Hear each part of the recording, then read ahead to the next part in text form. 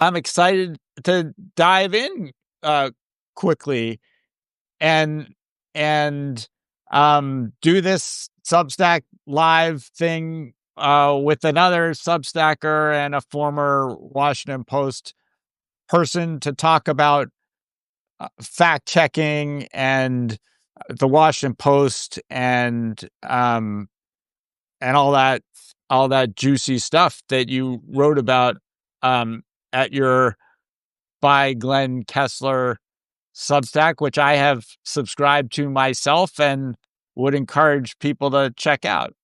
So maybe we should just dive in here rather than keeping people waiting. And so congratulations and welcome to Substack. Maybe just as an introduction, you could tell us quickly about yourself. And for those who haven't seen it yet, the whole Substack piece you wrote about why you left the Washington Post, could you sum it up quickly for us in a few sentences? Okay, so I'm Glenn Kessler. I spent 28 years at the Washington Post. I joined there as an editor on the business side. I covered economic policy. I spent almost a decade as the chief diplomatic correspondent for the Washington Post. And then about 14 and a half years ago, I started doing the fact checker, which vets claims made by politicians. And as you note, I would award Pinocchios depending on the egregiousness of the misstatement, for being the worst. And we had a Geppetto check mark, which was when there was a claim that was unexpectedly true. It didn't often happen, but occasionally it did. Um, and in my Substack, I talked about um, the my departure from the Washington Post, which was prompted by a voluntary buyout. And so there were financial considerations to consider. But I also felt I used that piece as an opportunity to talk about some of the changes at the Washington Post and what it felt like being there internally, and also my difficulty, to my surprise, of arranging for a transition on the fact checker, because the fact checker was one of the most popular features at the Post. And I kind of feel like the Post is um, not being strategic in how it keeps things going that actually attract readers. And so as I read your piece, what sort of started this was your suggestion that the Washington Post bring back the ombudsman. And it's not just the Post. So many newspapers have eliminated that ombudsman or public editor role, even those like the New York Times that aren't particularly hurting financially or generally cutting newsroom staff. Why do you think those papers, which are all for, say, like government inspectors general, why do you think they so resist the idea of having someone on board whose job is to explain quality related issues to readers and report on what goes on inside the newspaper? What do those people, those ombudsmen, add that is not provided by the editors who are in charge or by outside critics like me? I do a lot of media criticism. Yeah, I mean, I was always a big fan of having an ombudsman. And sometimes I would be the subject of an ombudsman column, but I really feel it's important to be transparent, open to readers. Um, I think they kind of went by the wayside because it was a bit of a cost. You always had to hire someone that was a former top editor. They would be on contract. The idea at the Post and also at the Times, they were on contract, but they were independent. They could choose what they wrote about. Usually it was once a week column. I have no idea what the web traffic was for those sorts of things. Um, but uh, and obviously the Post sometimes had ombudsmen that I thought were not really up to that great. There were also some that were terrific. Uh, when Michael Gettler was the ombudsman, he was perfectly positioned for that job because he had been uh, a former editor and reporter at the Post, so he understood the Post culture, but he was also rigorously independent. So he did a piece, for instance. There was a story that the Post had done about Jessica Lange, this who was I think it was Lange, Lynch. I'm sorry, I'm going senile here. Early in the Iraq War, there was a female soldier who was captured by the Iraqis. And the Post originally wrote a story suggesting that she had been some kind of superhero thing, and fought off her captors and stuff like that. And that was according to Pentagon sources. And it turned out it was basically all made up and wrong. And so he explored, how did the Washington Post fall for this spin? Um, and and she became so famous. She eventually wrote a book about her experience. I believe she wrote about how strange it was to be portrayed in the media, i.e., the Washington Post, as such a hero when she wasn't. She was just captured. So that's the kind of, reader, I think feel like a lot of news organizations take on this, they don't really explain, how did we select this story? How did we do this story? Why did we do it? Why did we write it this way? And in that my piece, I wrote about how I had written a fact check that basically, as I wrote, blew up in my face. I took a skeptical look at an account of a 10-year-old girl who had traveled from Ohio to Indiana to have an abortion, literally like 2 or 3 days after Roe v. Wade was overturned. And originally, the story was picked up by the right-leaning media as example of this was a falsehood, and then the story was confirmed that it actually did happen. I updated my fact check, but I got a lot of negative blowback from readers for having done this in the first place. And I felt if there were an ombudsman in place, they could have laid it out, explained how the story got written, why it got written, how was it edited, the mistakes that were made, and I was willing to put myself out there and be examined by, quote unquote, an inspector general and take my lumps. Because I thought it was more important to be transparent about that than just not responding at all. And I couldn't really respond. I once tried to, late in the year when we did a year-end roundup, I wanted to kind of slip in an apology to the doctor and the child, and even that was like, why are you reopening old wounds? We're just going to stay silent on this. So it was just, so I ended up meeting for an hour with Will Lewis, the new publisher, because when I pitched the idea of reinstating the ombudsman, I was told this is really a decision for the publisher, not for editors. So that's the opening of. And did you get any insight in why they didn't want to do it? I mean, because the way you're describing it, it would seem like the sort of thing that would add credibility to the newspaper rather than undercutting it.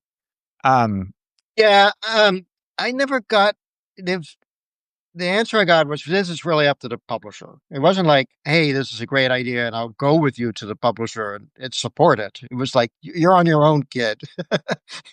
Talk to the publisher.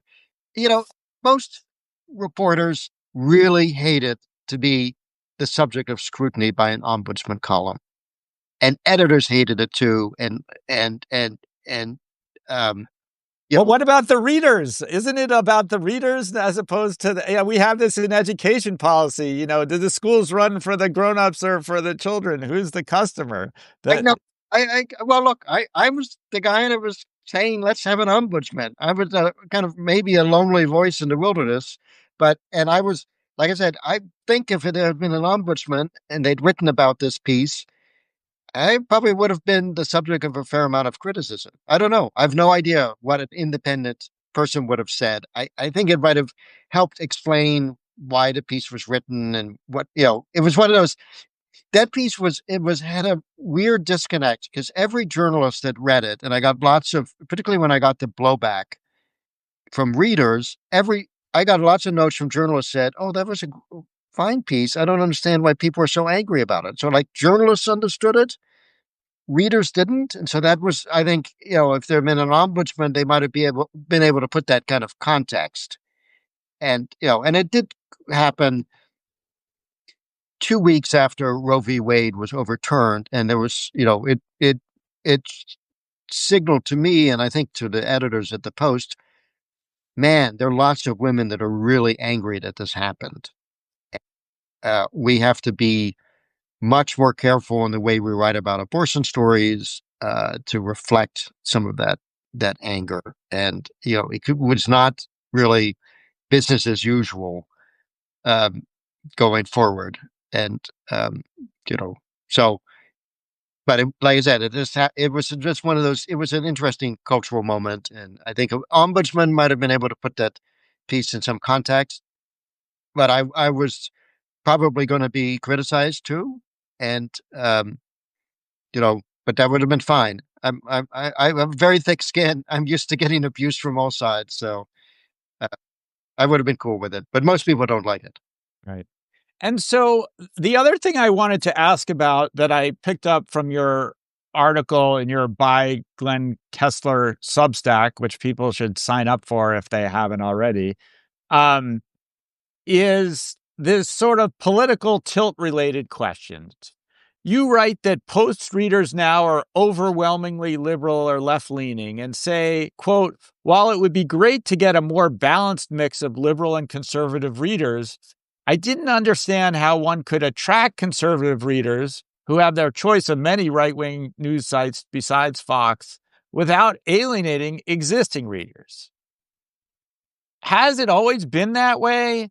Does the change from print to online and from ad revenue to subscription revenue make it easier or harder for papers to expand to more ideologically diverse audiences? It seems pretty grim for a center right reader like me to accept that the Post news is always going to be geared to and economically reliant on an overwhelmingly left leaning audience. Is there really no way out of that? And Well, if it were widely known and publicly acknowledged, would that erode the paper's credibility or reputation for impartiality? right. Those are all excellent questions. And I should, for people watching, if they haven't read my Substack, the context of this came when I did meet with the publisher, Will Lewis, to discuss my ombudsman proposal. And while we never, in that hour-long conversation, got around to discussing the specifics of bringing back the ombudsman, he did ask me on three occasions, what can the Post do to attract more Fox News viewers? Other than hire me. And, I think it's important to make a distinction between the news side and the editorial side. Editorials are opinion pieces, and the news side is straight news. And I will argue till my dying day, though I know conservatives will disagree with this, that I believe the news stories are not liberally slanted, that they are straight.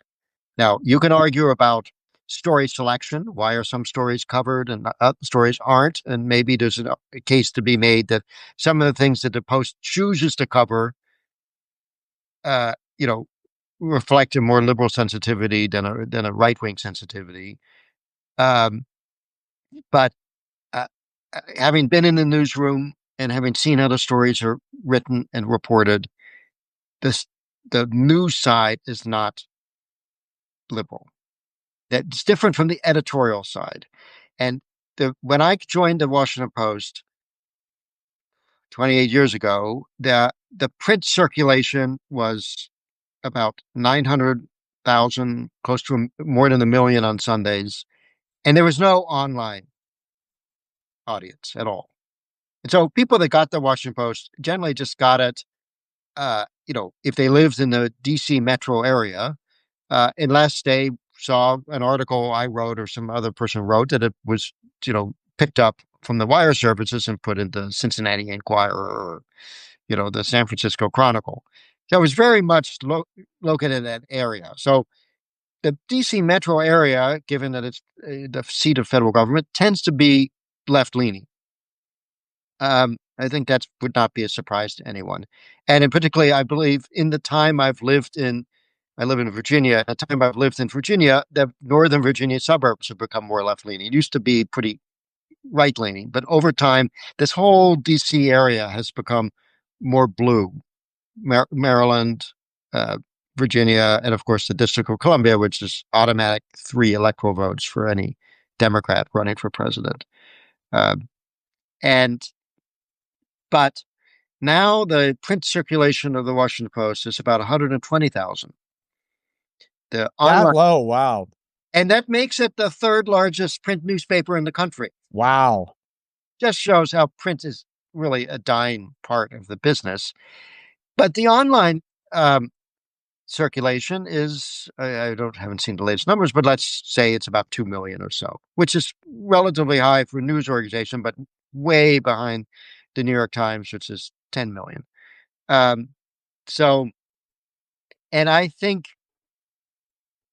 particularly because of our op-ed columnists and our editorial page, which traditionally was, I would say, was center left.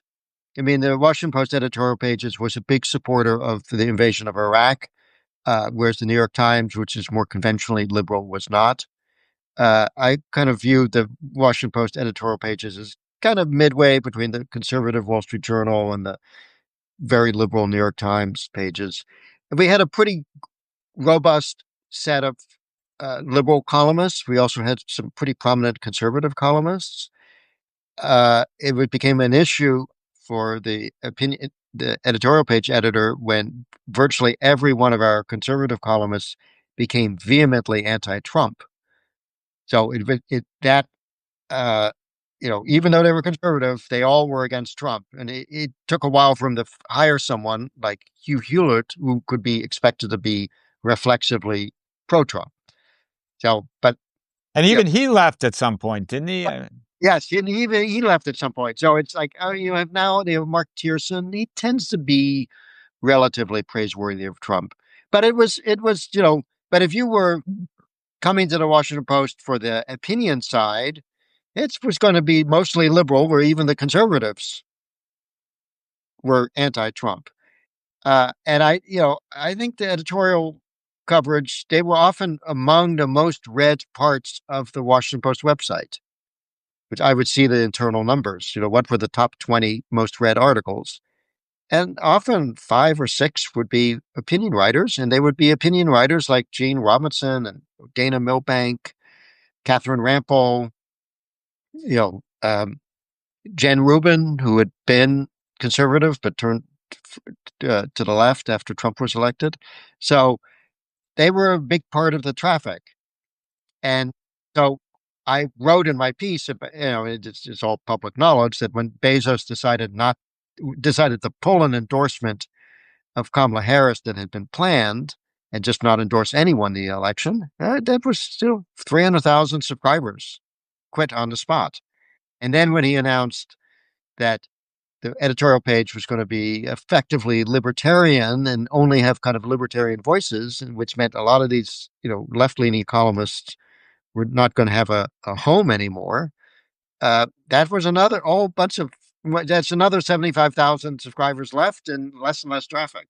But that kind of gets to my question, right? Like, do you want to cater to the existing liberal audience, or do you want to reach people who are not part of your existing audience, who may have more centrist or right wing politics? And that's like a business strategy issue, but it also affects the editorial content because, as you're suggesting, the people in the newsroom keep an eye on the traffic statistics. So like, Yeah, well, uh, to really separate this out, and I know it's difficult for people who are not in the news business to separate this out.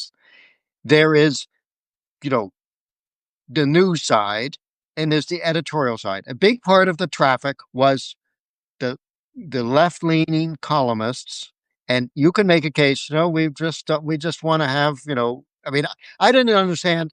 I still don't quite understand the notion that we're not going to have a wide array of viewpoints. Like, if you want to add more conservative columnists, that's great. Maybe that would attract, more. Charles Krauthammer sadly passed away. You want George Will with the Washington Post discovered. He's a famous conservative. Now, both of them turned out to be anti-Trump, but if you wanted to like add in a bunch of pro-Trump voices, more Mark Tiersons, people that are going to be out there always supporting Trump in order to attract readers, that's great. I don't understand why you then would say, but we don't want to have liberal voices as part of this page, because it's literally like trying to change an aircraft engine in mid-flight. I mean, how do Right, you, right. But I'm asking you about the news coverage. You're talking a lot about the editorial and opinion content. My question is like, I don't how do you write, um,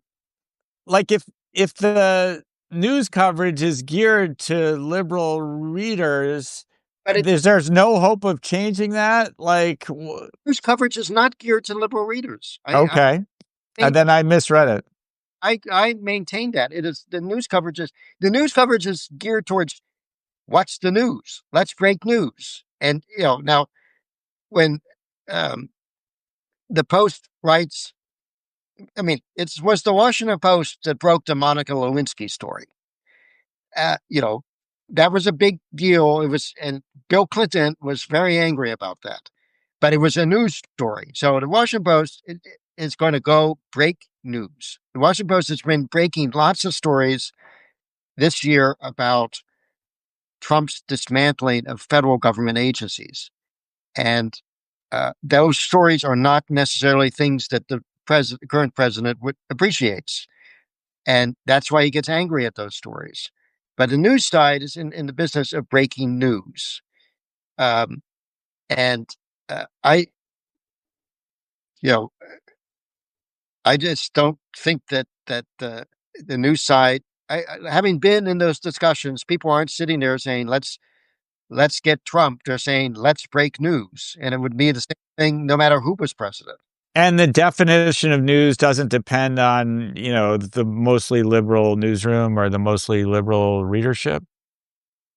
It's never been part of any discussion that I've been part of. Right. It's I just was and I always say it's not things don't happen because of conspiracy, they happen because of incompetence. It's quite possible we miss a story, we don't cover a story right. It's not like we sat there and said, "Oh, we're not going to cover that story because it would be damaging for XYZ." Yeah, I understand that. Big organizations, You know, there's things happen. All right, so let's move to the third bucket, which is this kind of fact checking thing. And it sounded from your piece like maybe the Post, and again, just for people who just joined us, I'm Ira Stoll of theeditors.com. This is Glenn Kessler of the By Glenn Kessler Substack. And you should sign up for both Substacks. We're talking about his piece about why he left the Washington Post. So it sounds like maybe the Post isn't going to fill this fact check column. And combined with the recent NewsGuard column, that site is moving away from the terms misinformation and disinformation. Is there a general sense that we're past, quote, peak fact checking? When maybe one of the nonprofit sites that does this sort of thing, whether there's a Poynter Institute one or the Annenberg one at Penn, won a Pulitzer. President Trump was on CNBC the other day, and the reporter was almost mocking his own producer who was trying to get him to fact check the president in real time. Have people sort of given up on relying on elite institutions to police what is and isn't a fact? And is that good for the truth or bad for the truth or for the country? well, there are many questions embedded in that question. So first, uh, as I wrote in the piece, I wanted to ensure a transition period to make sure that my position was filled. I couldn't reach an agreement with the Post on the length of time that I thought was necessary to accomplish. I've been told that there are many editors that really want to keep the fact checker going, and they view it as an important part of the Post's enterprise and ethos. I mean, after all, it has a slogan: "Democracy dies in the darkness." And my fact checks were often among the most read pieces on the Washington Post. So if you're worried about traffic, you should keep the fact checker going. I have no insight, having left, where things stand on that. I guess we'll find out by the end of the year whether or not they fill that position. I really hope they do. Um, Along with PolitiFact and FactCheck.org, the Washington Post fact checker was one of the three main American fact checkers. There are fact checkers now. When I started, there were virtually none elsewhere in the world. There are now 400 all across the world. But it's been a bad year for fact checking. Part of the growth around the world was fueled by Meta, which spent since 2016 spent $100 million to support 100 different fact checking organizations. And when Trump was elected, just before he took office, Meta suddenly announced they were no longer going to support fact checking in the United States. And I assume they'll roll back across the globe, but it's a little more difficult in other countries. For instance, in Europe, there's a law called the Digital Services Act that requires platforms to police misinformation, disinformation, and that's part of the law. You have to work with fact checkers to do that. So, and the Trump administration is against any regulation of you know disinformation, misinformation on any platform. They're going after Brazil, which feels very strongly that um, uh, these platforms need to be watched and regulated, just like you have car licensing laws and product safety standards.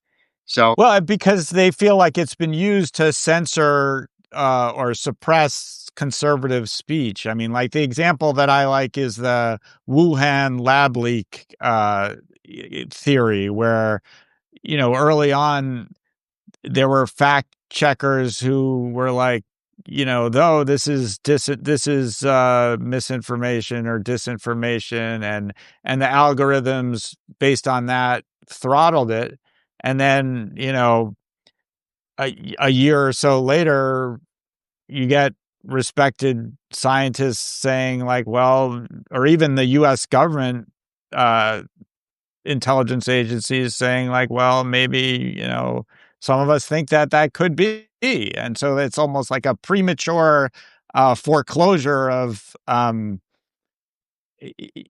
there's some things where maybe too early a fact check is not good for exploring the truth, I guess, is the argument that's made. But, well, that's. the Wuhan lab thing. So, first of all, I always said no fact check is finished, and any fact check can be updated with additional information. I think I should go back if I find the time and trace some of this. I believe a lot of this has gotten a little mixed up in the narrative. I think the original fact checks regarding Wuhan lab was in response to stuff out there saying it was a manufactured bioweapon. And that was wrong. No one has ever said it was a manufactured bioweapon. Then there was, you know, initially there was the most scientists said, well, this like SARS and things like this likely came from a wet market and animals, and there were good, compelling reasons to believe that. At the same time, there was also, a pretty high-powered lab in that area, and the Chinese covered things up. They wiped clean the animal lab. I mean, the animal market. There's lots of suspicious things going on. Um, my video team did what I think still stands up as a very good piece that looked at these issues that ran in May of 2020. It was a 10-minute video accompanied by a long article, um, and it looked at both. It basically said the bioweapon thing is false, but here let's look at the two things that are in question. Did it come from a lab leak or did it come from an animal market? And here's the evidence for one, here's the evidence for the other. Now, at the time, I thought that the weight of the evidence was explainable from a wet market. Um, and the thing, I was the editor of that piece, and originally the headline was, "Did COVID?" Quoting from memory here. Did COVID come from a lab leak, Wuhan lab leak? Question mark. And I, to my infinite regret, added the words to that headline of "It's doubtful," and because I felt that's what the predominant of the evidence that was provided there. And one of the reporters on the piece, That goes to, I'm sorry to interrupt, but that goes to one of the famous rules of headline writing, which is if the headline is a question, the answer is no, because if you had found out that it did come from a lab leak, the headline would not be the question. The headline would be on the front page, and it would say, COVID came from Wuhan lab, for the Post discovers. Right, exactly. And I really disliked question mark headlines. And so, and there was actually at one point a prohibition on question mark headlines at the Post, and that might have been weighing on my head. But one of the reporters on the piece came up to me the next day and said, "I think you made a real mistake by putting it's doubtful here because I'm uncertain where it stands, and you framed it in a way that made it seem more definitive than what we came up with. That's on me. I screwed up and to my and I when she recently left the Washington Post to go to another place. And in my goodbye remarks, I mentioned like this explains why you should always listen to Sarah because she's right and I was completely wrong about this. And you know, That's just an amazing disclosure we have here. I mean, you're being very humble and I mean, you don't usually get this. This is incredible confession here from the former Washington Post fact checker that he was wrong about the Wuhan lab leak fact check. This is well, a scoop we're getting here at the editors. it's the headline, the piece itself. And if you go back, look, People only remember the headline. I mean, that's like I said, that's on me. And the video itself, I think, is still holds up extremely well. It had more than 2 million views on YouTube. It was a very successful video. Uh, and and then I did a piece, I don't know, a year later or whatever. I forget exactly. Becomes a blur. Where I did a timeline looking at how opinions changed on the possibility of a Wuhan lab leak. And I laid it all out. And that was again, that got like, that was one of the most read articles that year in the Washington Post. It had, I don't know, 1 or 2 million views or something like that. Um, and I should note that one of the news organizations that did a substantial job of raising questions and wondering about whether or not this was a lab leak was the Washington Post editorial page. There was a writer, his name, the editorials are unsigned, of course, but it was a writer, David Hoffman, one of our legendary reporters who won a Pulitzer Prize for writing about. Former Jerusalem bureau chief, I believe. No, he was Moscow bureau chief, and he Okay. won a Pulitzer for writing a book about the secret chemical weapons uh, work in Russia and how the Russians were constantly violating agreements with the United States. Excellent, excellent book. And he, you know, wrote about 5 or 6 or 7 very influential editorials that raised serious questions about, what was going on in that lab and what was happening in that lab. Um, they're worth reading, and I reference them in my timeline as well, which you can look up on the Russian Post website. And things change. Like I said, I still feel like all the basics, pro and con, are right there in that video that we did, in that article we did in May of 2020. More information has come to light. Uh, and there are, and obviously opinions within the intelligence agencies have evolved as well. I always say, a reporter is only as good as their sources, and uh, you know, and sources have actually changed their mind on this as well. So uh, but yes, I had a reputation when I was a diplomatic correspondent of like calling the desk like once or twice a week, asking them to tweak the headline for the next edition because headlines are important. Right. And once, when I covered domestic policy, there was a really bad headline on the front page of the Washington Post that made it seem like I don't remember the issue, but it had to do with a pending vote. And I got a call from a Democratic operative who said, "I just want you to know that 25 Democrats changed their votes on this bill because of the headline in the Washington Post." But so just to like circle back to I know it was a long question, but this point about sort of losing um the public losing trust in elite institutions to decide for them like what is factual or not and where that leaves us, Yeah.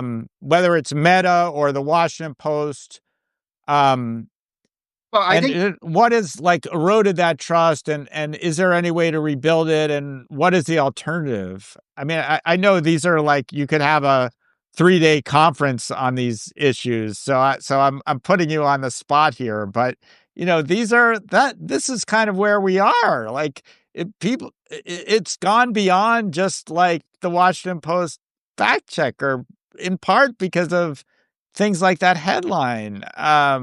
yeah, but Am I wrong? I mean, is that too harsh? yeah, I think it's a bit harsh. I mean, first of all, if you're judging things based on a headline rather than reading the full article, I mean, that's not on me, that's on you.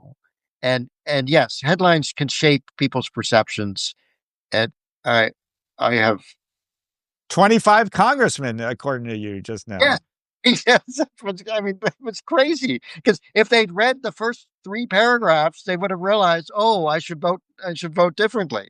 But it was a bad headline. It was like, that's what happened. That's when a headline in the print edition of the Washington Post still made a difference. But it popped on their morning steps that day, and like they just saw the headline and read the story. So, you know, and I also maintain, you know, yes, we can have a bad fact check. It drives me nuts to see in the social media commentary. I wrote 3,000 fact checks wrote or edited 3,000 fact checks. Yes, there might be a dozen bad apples there. I'm tired of hearing being raked over the coals for those, you know, dirty dozen rather than the overall body of work, which I think, I have my critics, but I feel like holds up pretty well. So, it's easy and kind of facile to pick at a particular piece and say that defines a person. I mean, every reporter writes lots of stories and sometimes they get things wrong. The important thing is to be open and transparent and say, okay, I messed up, which is what I try to do. Thank you. And and I think it's important for people to do that. In fact, as part of the Code of Principles, the International Code of Principles fact checkers, which I helped write, one of the five core principles is admit your mistakes, correct errors. Everyone makes mistakes. No one is perfect. And when you got a title like the fact checker, when you make a mistake, people notice. So, you got to own it.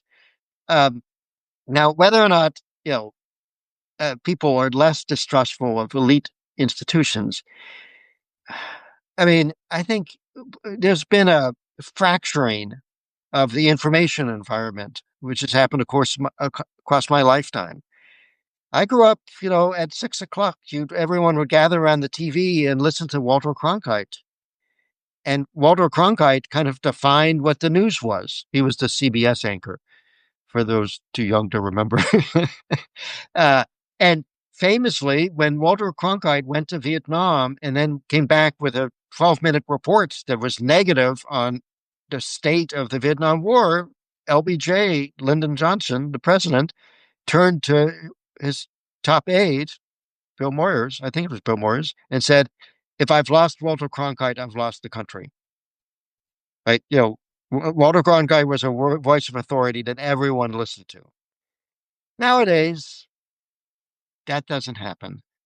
Uh, you know, um, and I wonder in today's media environment, would Richard Nixon have ever been forced to resign after he'd been, there'd been articles of impeachment voted? He wasn't even impeached by the House, I believe. He was impeached just by one committee, the Judiciary Committee. Correct me if I'm wrong. Someone needs to fact check me. But he certainly wasn't. It didn't ever get to the Senate. He was told to resign by the leaders of his party even before it got to that point. But today, you can set up your X feed or your Blue Sky feed or your Instagram feed and just get the information that confirms what you already believe.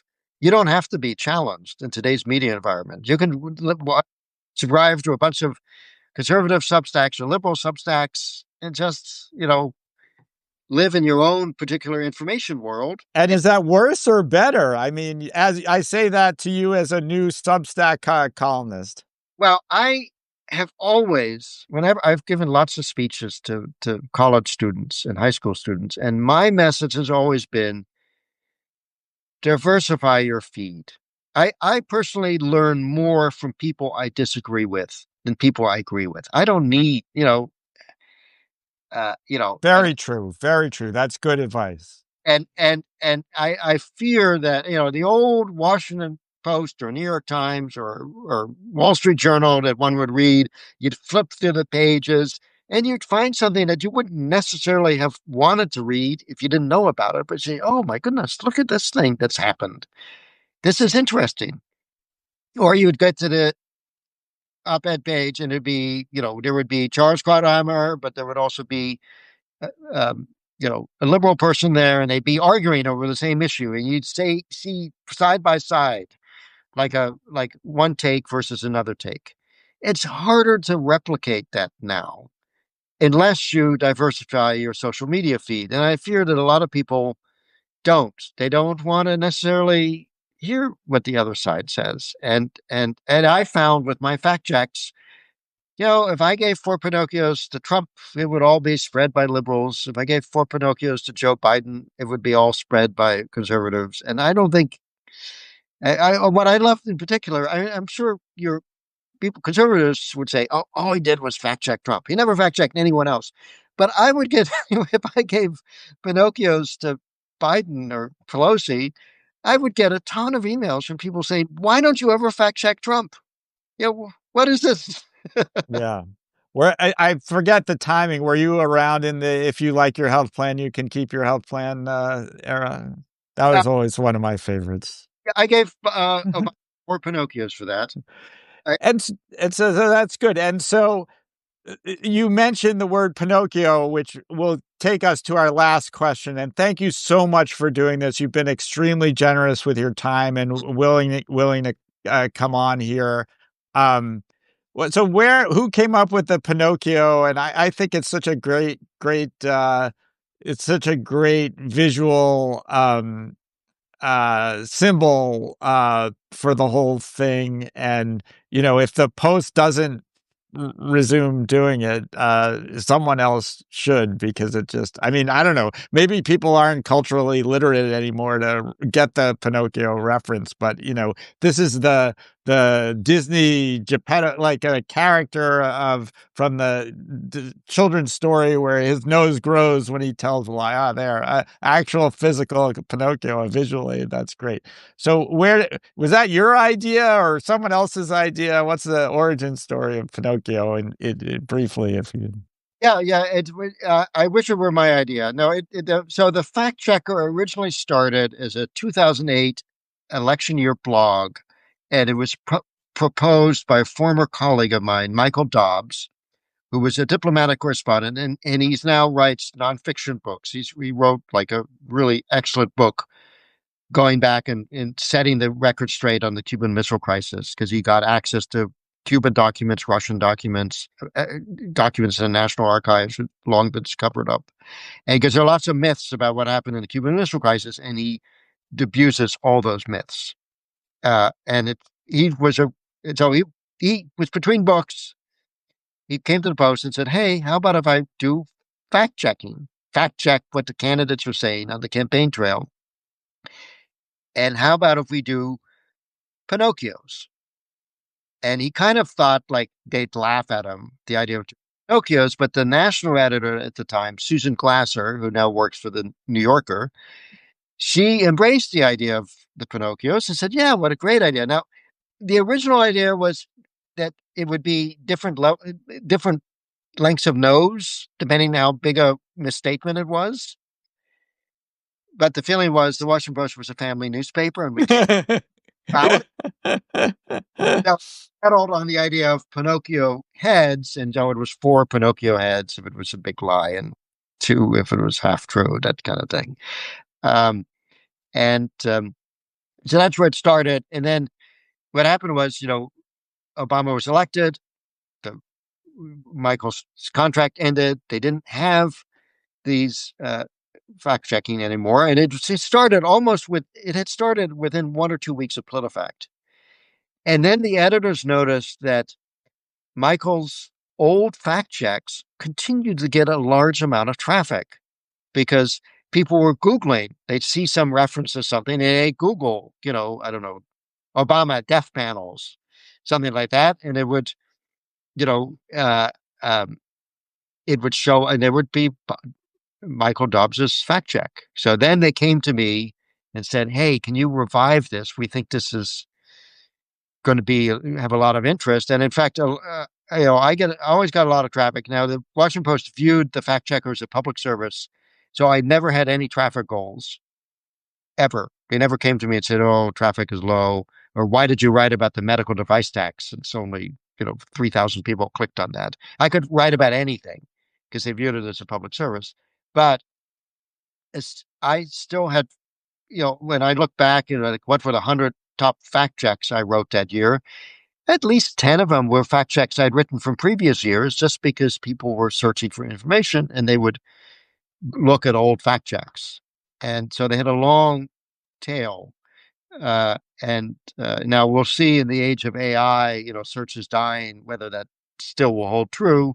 But that was part of the motivation. And I give full credit to the Pinocchios, to Michael Dobbs, who, if you Google his name, he's not the British author, he's the American author, but his nonfiction books are all wonderfully written, beautifully researched, you know, uh, and he had done kind of as a reporter had done early attempts at fact checking claim. He did something on like that whole mess with supposedly with the Dan Rather, it's all vague about George W. Bush. Anyway, he exposed like the documents were phony that CBS showing. So Well, thank you so much for doing this, Glenn. And again, I'm Ira Stoll of theeditors.com. You can sign up at theeditors.com for the Substack or using the Substack app, The Editors. And I'm planning to post the video and transcript of this so that if you just caught the end of it, you can go back and see the whole fascinating thing. Um, this has been Glenn Kessler of the By Glenn Kessler Substack, which you should also sign up for. And as a paid customer of Glenn and of my Substack, and at the risk of being overly self-promotional or commercial, um, um, I can tell you as someone who no longer works for the Washington Post or is employed by Jeff Bezos, this is the entrepreneurial world, and there's lots of information sources. So diversify your feed, as Glenn says. I think that's terrific advice in a world of fractured information. And thank you all for listening, and have a great rest of your day. thanks for having me on. My pleasure.